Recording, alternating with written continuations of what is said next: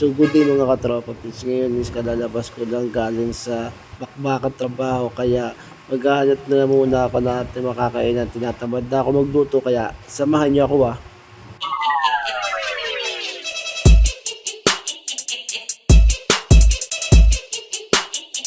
So dito nga mga katropa pits ay pipila muna tayo.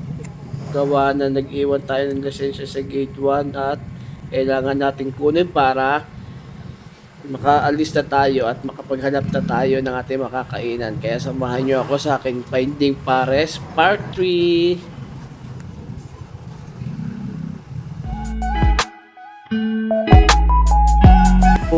So waiting pa rin tayo mga katropa pits. Ang tagal. Ano ba naman yan? 60 seconds pang itatagal natin dito. Gutom na ako. Hay! Sana Lord, bilisan nyo naman.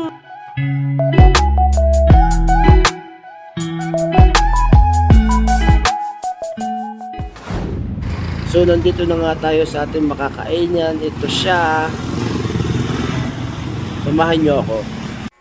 So ito nga pala ang kanilang mga menu mga katropa please. Pili na kayo dyan na napili kung is beef pares with rice kasi ito naman talaga yung content natin for today. A few minutes later.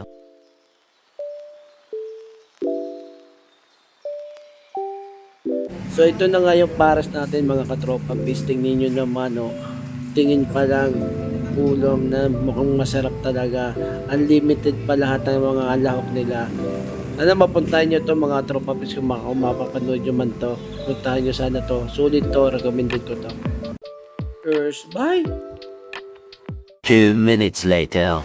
So katatapos ko nga lang dito kumain mga katropa pits. Tingnan mo nyo naman ang aking itsura. Pawis na pawis. Sa sobrang banas pero sulit. Masarap naman kumain. So nagdadrive lang ako dito pawis sa aking boarding house para makapagpahinga na. Kasi nakakain na ako. Tinatamad na kasi ako magluto kaya kumain na lang ako sa labas. Ay nako, kapagod na araw. So, what's up mga katropa pis? Ito nga pala, nakauwi na ako ng aking boarding house. Isang mahaba na naman nakakapagod na araw. Ay shit, sarap pagpahinga. Sige na mga katropa pits, bye, peace out.